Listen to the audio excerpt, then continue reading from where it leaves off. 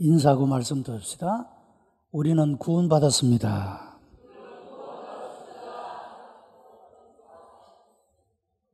이야기 안 하는 분은 구원 확신이 없습니까?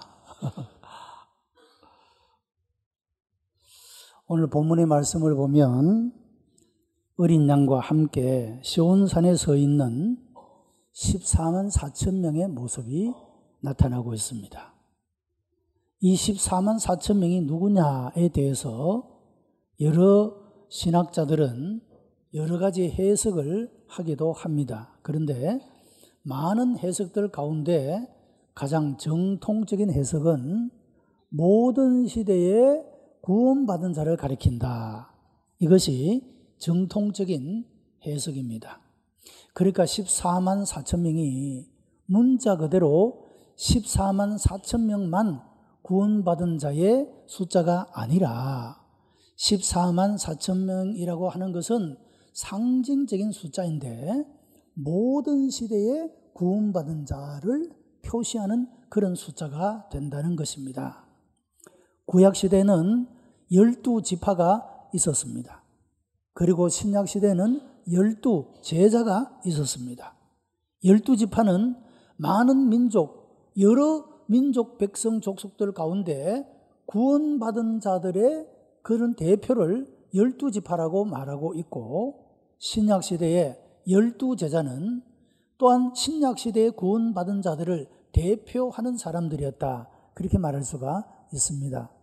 그래서 12 곱하기 12는 144, 여기에 1000이라고 하는 완전한 수를 더하여 그래서 14만 4천이라고 하는 숫자가 나오게 된 것입니다.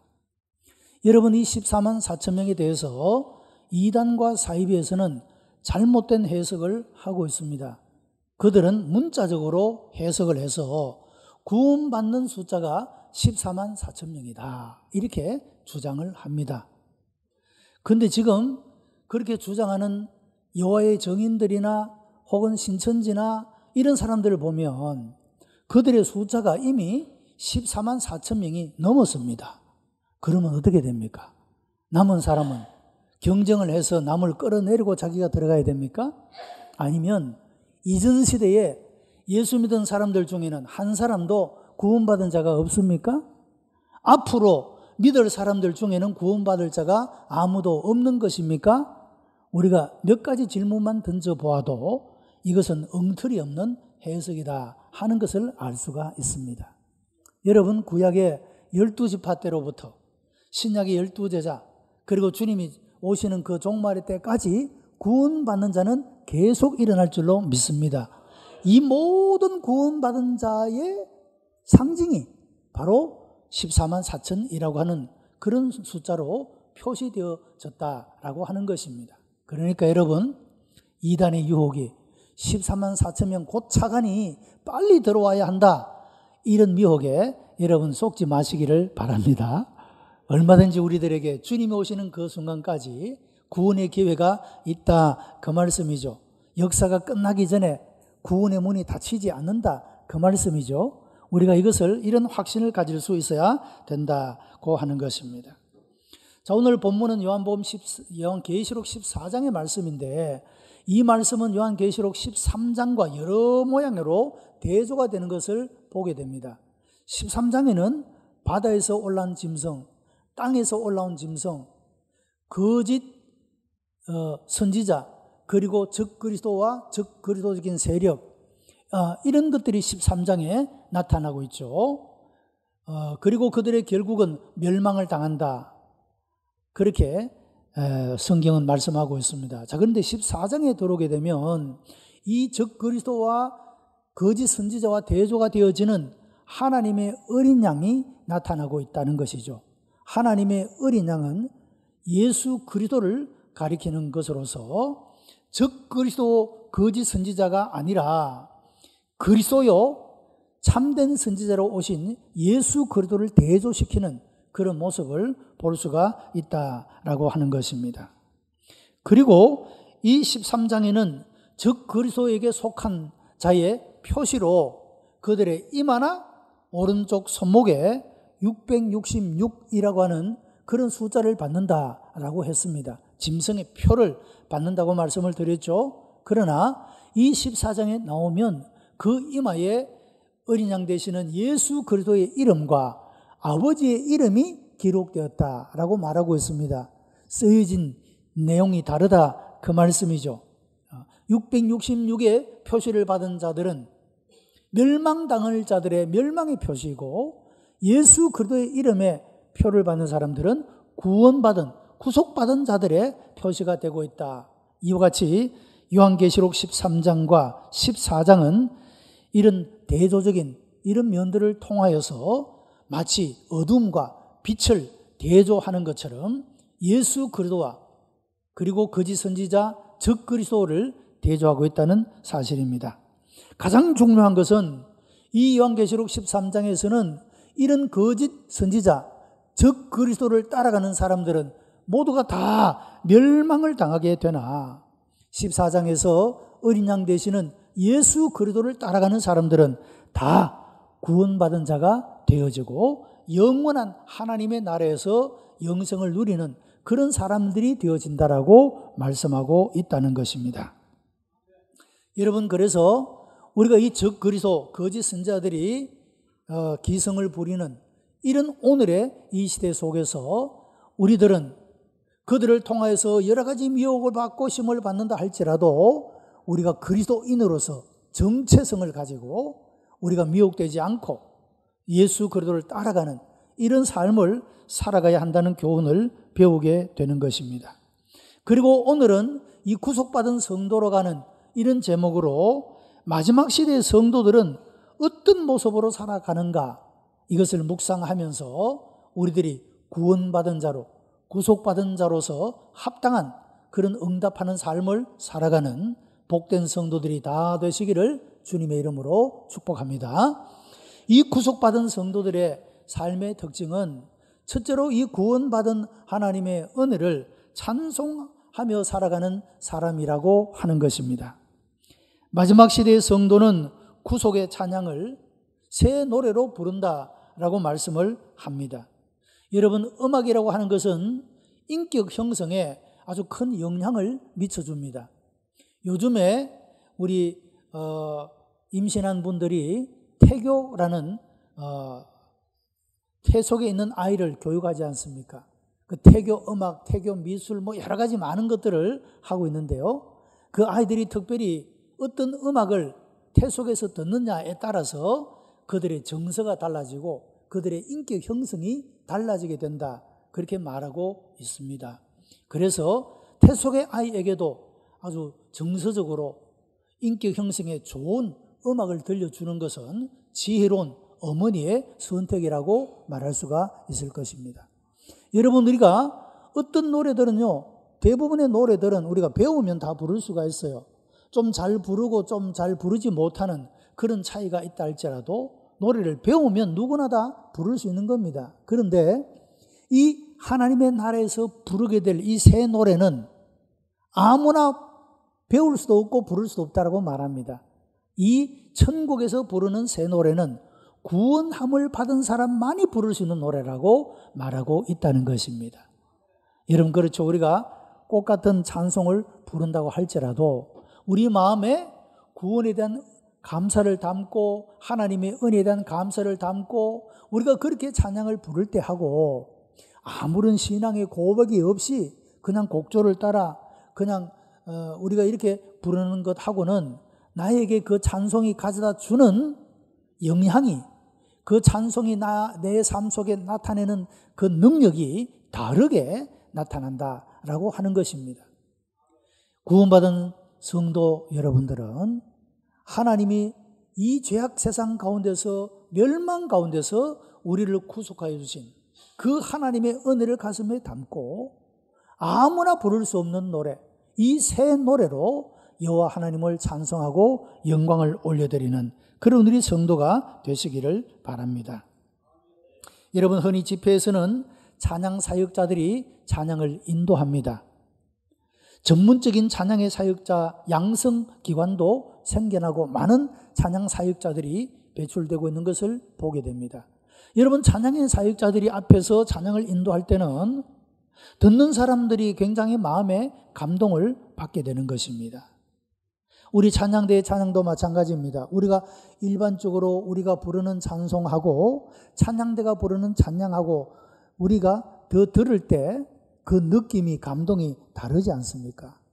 찬양대는 열심히 기도하고 또 열심히 연습을 해서 신앙적으로, 음악적으로 여러 모양으로 훈련을 하고 열심으로 잘 다듬어서 우리들에게 들려주기 때문에 감동이 있는 것입니다. 찬양의 사역자들도 찬양을 인도할 때 그들은 하나님 앞에 엎드립니다. 무릎을 꿇고 하나님 앞에 기도합니다. 오늘 내가 그냥 가사를 따라 찬양을 인도하는 것이 아니라 오늘 나의 이 서는 이 모습 자체가 하나님께 영광이 되고 내 모습을 보는 사람이 함께 부르는 찬양을 부르는 모든 사람들이 하나님의 임재와 그 은혜를 경험하도록 여러분 이렇게 많은 기도가 그 속에 담겨 있기 때문에 찬양 사역자들의 찬양은 모든 듣는 사람들에게 큰 감동을 주게 된다라고 하는 것입니다. 여러분, 구사감을 받고 세상에서 환난을 이기고 승리한 이 14만 4천 명은 이런 하나님의 구원에 대한 새 노래로 하나님 앞에 찬양을 올려드리는 그런 모습들을 볼 수가 있는 것입니다. 여러분, 구속받은 자의 특징이 무엇이냐? 하나님이 나에게 베푸신 그 은혜들을 인하여서 감사의 마음을 담고 감동하는 마음을 가지고 하나님 앞에 찬송을 올려드리는 이런 삶을 살아가더라고 하는 것입니다. 찬양의 내용은 10절로 12절에 나옵니다. 큰 소리로 외쳐 가로되 구원하심이 보좌에 앉으신 우리 하나님과 어린 양에게 있도다. 경배하여 가로되 아멘. 찬송과 영광과 지혜와 감사와 존귀와 능력과 힘이 우리 하나님께 세세토록 있을지어다. 아멘. 이렇게 찬양하는 모습을 보게 되는 것입니다. 여러분, 찬양의 내용이 무엇입니까? 구원하심이 어린 양께 있다는 것입니다.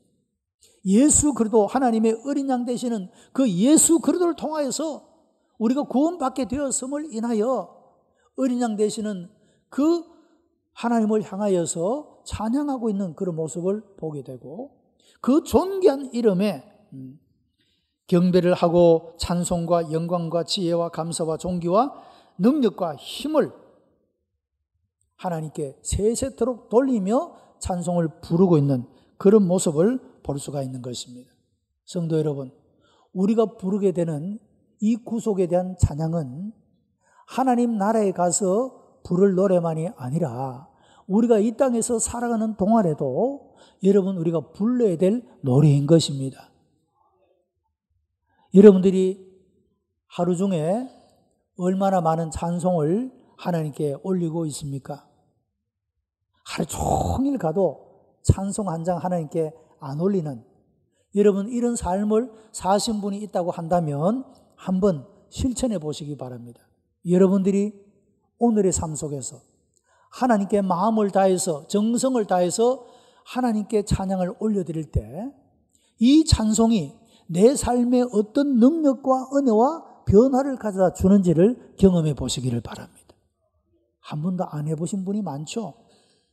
여러분, 찬송은 능력이 있습니다. 어둠이 물러가는 능력이 있습니다. 하나님의 역사가 일어나는 능력을 그 속에 담고 있다는 것입니다. 찬송은 곡조가 달린 기도다 그렇게 말하고 있지 않습니까? 찬송은 그 자체가 기도의 내용을 담고 있죠. 우리가 마음을 다해서 하나님 앞에 간절하게 기도할 때 하나님이 그 기도를 응답하시고 우리의 삶 가운데 역사해 주시는 것과 마찬가지로 우리가 찬송을 올릴 때 하나님 그 찬송을 받으시고 성경에 보면 찬송 중에 거하시는 하나님이라고 말씀하는 것을 보게 됩니다. 여러분, 우리의 삶 속에서 우리의 삶의 구석구석에서 하나님의 이름을 높이며 자랑하며 그 이름을 찬송하게 될 때 찬송의 놀라운 능력이 여러분의 삶 구석구석에 나타나게 될 줄로 믿습니다. 구속받은 자들의 삶의 모습이 어떤가? 항상 하나님의 구원의 은혜를 내 마음에 담고 그 구원의 은혜를 찬송하는 이런 삶을 통하여 나타나게 되더라고 하는 것입니다.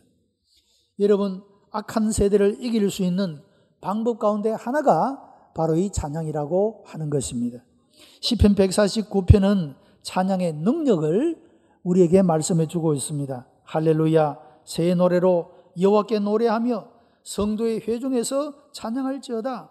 이스라엘은 자기를 지으신 자로 인하여 즐거워하며 여호와께서는 자기 백성을 기뻐하시며 겸손한 자를 구원으로 아름답게 하심이로다.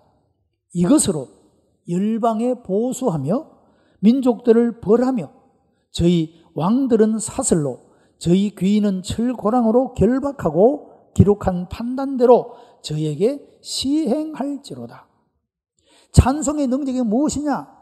원수 마귀를 결박하고 하나님께서 그들로 하여금 성리케 하도록 성도들로 하여금 성리케 하는 이런 능력이 나타나는 것이 바로 찬송의 능력이라고 우리들에게 보여주고 있다는 것입니다. 여러분의 삶 속에 어두움이, 여러분의 삶을 무겁게 하는 일들이 여러분을 짓누르고 여러분을 결박하고 있을 때 무엇이 우리로 하여금 그 결박에서 자유롭게 할 수가 있는 것인가? 하나님께 올려드리는 이 찬송이, 이 찬송의 권능이 나타남으로 말미암아 여러분들이 자유케 된다는 사실을 믿으시기를 바랍니다. 그래서 여러분 구속받은 성도들은 항상 찬송으로 하나님께 영광을 올리더라 하는 것입니다. 찬송은 간절한 마음으로 정성을 다하여 여러분 그리고 크게 부를 때 이런 찬양의 능력이 나타납니다. 여러분들이 아직까지 한 번도 찬송을 정말 마음을 다해서 큰 소리로 불러보지 못한 분이 계십니까? 이것도 여러분 한번 시도해 보시기를 바랍니다. 내 마음을 다해서 큰 소리로 하나님 앞에 찬송을 불러 올리게 되면 그 찬송을 통하여 역사하시는 성령의 능력을 경험하게 됩니다. 여러분의 마음을 치유하시고 회복시키시는 이런 하나님의 역사를 경험하게 되는 것입니다. 우리가 신앙의 여러 가지의 모습들을 우리가 제대로 응답하지 못하고 살아가기 때문에 여러분 우리가 너무도 나약한 모습으로 그리스도인의 삶을 살아가는 사람이 너무도 많습니다. 그러나 우리가 확실하게 하나님의 진리의 말씀 가운데 서서 이 하나님의 말씀을 확신 있게 붙잡고 이 말씀을 믿고 여러분 그렇게 우리가 적극적으로 능동적으로 행동하게 될 때 여러분 하나님의 말씀의 이 모든 능력과 은혜가 우리의 삶에 다가오고 우리의 삶의 아름다운 열매를 맺게 하실 줄로 믿습니다. 두 번째로 구속받은 성도는 정죄를 더럽히지 않고 정결하고 깨끗하게 정직하게 살아가는 삶을 살아간다라고 말씀을 합니다. 본문 4절에 이 사람들은 여자로 더불어 더럽히지 아니하고 정절이 있는 자라 그렇게 말씀을 하고 있습니다. 그리고 5절에 보면 그 입에 거짓말이 없고 흠이 없는 자들이더라고 말씀하고 있는 것입니다. 여러분 오늘날 우리의 삶이 얼마나 부정직함이 거짓됨이 얼마나 우리 주변에 많이 있습니까? 이 일로 인하여서 억울함을 당하고 피해를 당하고 여러분 아파하고 힘들어하고 눈물 흘리는 사람이 얼마나 많습니까?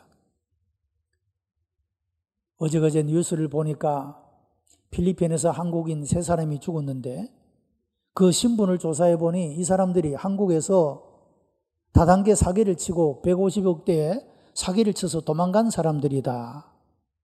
근데 아마도 조사를 해보니 뭔가 청부살인을 통해서 죽었지 않았냐 뭐 이런 얘기가 나옵니다. 자, 여러분 이 세상에 사람들은 어떤 가치를 가지고 살아가고 있습니까? 돈이면 다른 사람이 얼마나 아파하든지 눈물 흘리든지 그 상관없이 돈이면은 거짓말을 해서라도 사기를 쳐서라도 뺏어가고 싶은 것이 세상에 살아가는 사람들의 삶의 가치관이라고 하는 것입니다. 그리고 돈을 주면 사람도 죽일 수 있는 것이 오늘의 세상 사람들의 삶의 모습이라고 하는 것입니다. 여러분 이런 가운데서 우리 그리스도인들은 어떻게 살아야 되느냐 하는 것입니다. 내가 한 번만 거짓말 시키면 큰 돈을 벌 수가 있고 내가 한 번만 불의를 행하면 내 목적을 달성할 수 있다 할지라도 여러분, 구속받은 성도들은 정직하게 살아야 합니다. 정결하게 살아야 하는 것입니다. 왜냐하면 부정직하고 깨끗지 못하게 살아가는 사람들의 결과가 비참하고 비극적인 종말을 맞이하기 때문이라고 하는 겁니다. 여러분, 그런 사람 치고 잘 되는 사람이 없습니다. 그 후손도 잘 되는 후손들이 없습니다. 여러분, 왜 우리가 하나님 앞에서 하나님이 기대하시는 모습으로 내가 그렇게 살아가기를 애쓰느냐? 내가 눈만 한번 감으면, 거짓말만 한번 하면 내게 많은 물질적인 혜택이 돌아오고 그럴 수 있어도 내가 그렇게 살지 않는 이유는 내가 하나님 앞에 정직하게 살아가는 이 삶이 가장 복된 것임을 믿기 때문이라고 하는 겁니다. 여러분, 진정으로 이렇게 살아가는 사람이 행복한 사람입니다. 잘 사는 사람입니다. 잘 되는 삶을, 그런 살아가는 삶이 되어질 수가 있다라고 하는 것입니다. 성경에서 여자는 세상이나 새 속성을 표현할 때 그런 표현을 쓰고 있습니다. 요한계시록 17장에서도 큰 음녀라는 표현을 쓰고 있습니다. 여러분, 하나님의 가치관과 대립하고 충돌하는 새 속성을 대표하는 이런 이미지가 큰 음녀로 혹은 바벨론으로, 여자로 이렇게 표현되고 있다는 하는 사실입니다. 여러분, 하나님께서 그리스도인들에게 주시는 중요한 경고 가운데 하나는 너희는 이런 세대를 본받지 말라는 것입니다. 로마서 12장 1절에 너희는 이 세대를 본받지 말고 마음을 새롭게 하고 변화를 받아 하나님의 기뻐하시고 선하시고 온전한 뜻이 무엇인지 분별하도록 하라 말하고 있습니다. 우리는 본받지 말아야 합니다, 세상을. 그리고 우리는 변화를 받아야 합니다. 무엇으로? 하나님의 선하신 뜻으로. 우리가 우리의 가치관이 새롭게 되고 변화를 받아서 멸망과 비참한 결말을 맺게 되는 세상의 가치를 쫓아 살아가는 것이 아니라 정말로 우리가 안전한 하나님이 주시는 행복과 하나님이 주시는 풍성한 삶을 누릴 수 있는 이런 삶으로 응답하고 살아가라라고 우리들에게 교훈해 주고 있다라고 하는 것입니다. 여러분, 우리가 하나님보다 세상의 것들을 더 사랑하는 사람은 바로 정죄를 잃어버린, 순결을 잃어버린 그런 사람과 같다라고 말하고 있는 것입니다. 여러분, 세상이 미혹하고 시험하고 유혹할 때 그 세상과 타협하거나 세상에 동화되지 아니하고 정죄를 지키는 자, 정직하게 순결하게 하나님 앞에 응답하며 살아가는 사람, 바로 이런 사람이 하나님이 기대하시는 성도의 모습이고 구원받은 자로서 구원받은 이후의 삶을 합당하게 하나님 앞에 살아가는 자의 삶의 모습이라고 하는 것입니다. 여러분, 우리는 구원받았습니다. 그런데 중요한 것은 구원받은 자로서 내가 이제 하나님 앞에 어떻게 응답하며 살 것인가, 여기에 우리가 관심하고 우리의 마음을 집중해야 하는 것입니다. 구원받은 우리가 어떻게 살아야 하나님의 이름을 영광스럽게 하고 정말로 우리의 삶을, 구원받은 자로서 우리의 삶을 복되게 하고 아름답게 할 수가 있는가, 영광스럽게 할 수가 있는가. 여러분, 여기에 우리가 집중하고 살아가게 될 때 하나님은 여러분 우리의 이름을 창대케 하시고 우리의 삶을 영화롭게 하시고 하나님께서 우리의 삶을 형통하게 하실 줄로 믿습니다. 이런 삶의 응답으로 살아가는 구속받은 성도가 되시기를 주님의 이름으로 축복합니다. 세 번째는 주님의 인도를 따라가는 사람입니다. 오늘 본문 4절에 보면 어린 양이 어디로 인도하든지 따라가는 자며 그렇게 말씀을 하고 있습니다. 여러분, 믿음의 조상이라 불렸던 아브라함은 하나님께서 그에게 말씀하실 때 그가 어디로 가야 할지, 가면 내가 무엇을 얻을지 갈 바도 알지 못하고 목적도 의미도 모른 채 하나님께서 그저 말씀하시는 대로 순종하여 그 걸음을 걸어갔던 것을 보게 됩니다. 고향, 친척, 아버지 집, 그 자신의 삶이 익숙하고 모든 것들이 편리했던 그 삶의 모든 것들을 다 떠나서 한 번도 경험해 보지 못한 사람들, 그 땅, 문화, 여러분 여기에 도전하고 있는, 하나님의 말씀을 따라 도전하고 있는 그런 아름다운 모습을 볼 수가 있는 것입니다. 아브라함을 믿음의 조상이라 부릅니다. 여러분, 아브라함의 위대성은 그가 나이가 75세가 되었을 때 새로운 인생을 하나님의 말씀을 따라 출발했다는 겁니다. 그리고 그 후의 삶은 얼마나 그의 삶이 복되고 아름다운 영광스러운 그런 삶으로 하나님이 인도하시고 복 주셨는가 하는 것을 우리가 알게 됩니다.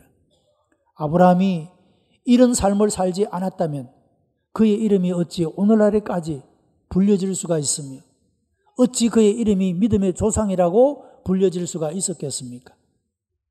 그 모든 삶의 환경들을, 세상의 가치를 다 버리고 하나님을 붙잡고 하나님의 인도함을 따라 살아가게 될 때 그 이름이 창대하게 되고 영화롭게 되고 그 자신이 복을 받을 뿐만 아니라 그 가정이 복을 받고 그 가문이 복을 받고 그 민족이 아브라함을 통하여 복을 받은 것을 볼 수가 있는 것입니다.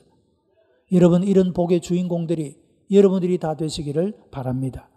어떤 사람이 이런 복을 받느냐? 어린 양 되시는 예수 그리스도께서 어디로 인도하시든지 아멘 하며 따라가는 사람. 여러분, 이런 사람이 바로 이런 형통함의 복을 얻게 되더라 하는 것입니다. 여러분들도 어린 양 되시는 예수 그리스도께서 우리에게 무엇을 말씀하시든지 그 말씀에 아멘하고 순종하는 걸음을 걸어감으로 여러분의 개인이 복되고 여러분의 가정이 복되고 여러분의 가문이 복되는 역사가 일어나게 되기를 축복합니다. 바울 사도는 로마서 8장 14절에서 무릇 하나님의 영으로 인도함을 받는 그들은 곧 하나님의 아들이라 그렇게 말씀을 하고 있습니다. 여러분, 세상을 쫓아가거나 사람들의 말을 따라가거나 세상을 쫓아가지 아니하고 항상 성령의 인도함을 받아 주님을 따라가는 사람들이 되시기를 바랍니다. 네 번째는 확신을 가지고 살아가는 사람들입니다. 여러분, 구속받은 사람들은 하나님께서 우리에게 보여주시는 진리 그대로 살아가는 그런 삶을 살아간다라고 하는 것입니다. 여러분, 예수를 믿노라 하면서도 믿는 사람답게 살지 못한다면 확신이 없는 사람이라고 할 수가 있습니다. 핍박이 오고 환난이 닥칠 때 믿지 않는 자처럼 신앙을 부인하며 사람들은 확신이 없는 사람이라고 말할 수가 있습니다. 여러분, 자신의 신앙 고백이 어떤 대가를 치르게 하고 어떤 결과를 가져다 주든지 믿음대로 행하는 것이 확신 있는 자의 삶의 모습인 것입니다.